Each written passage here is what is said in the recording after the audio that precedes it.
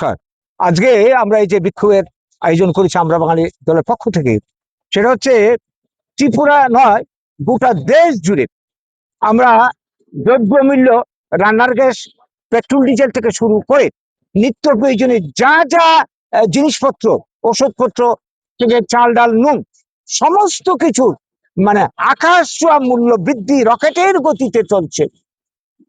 তো এই পরিস্থিতির মুখে দাঁড়িয়ে একদিকে মানুষের কর্মসংস্থান দিন দিন সংকুচিত হচ্ছে, বেকারদের কাজ নেই, চাকরি নেই।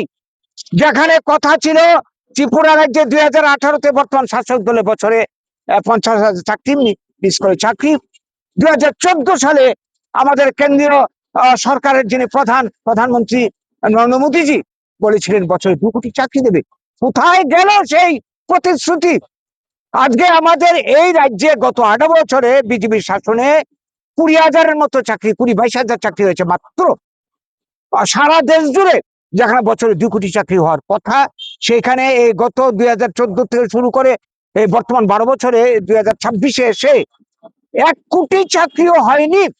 যেখানে হওয়ার কথা ছিল 20 কোটির উপরে। এই জায়গায় দাঁড়িয়ে বেকাররা এখন দিশেহারা। এই বেকার সমাজের সামনে বাঁচার কোনো রাস্তা নেই, নেই ত্রিপুরাতে, নেই গোটা দেশ জুড়ে। এই জায়গায় দাঁড়িয়ে জিনিসের দাম বাড়ছে, প্রতিদিন প্রতি মুহূর্তে দাম বৃদ্ধি পাচ্ছে। একটা অজুহাত দেখানো হচ্ছে মধ্যপ্রাচ্যের যুদ্ধ, অথচ সরকার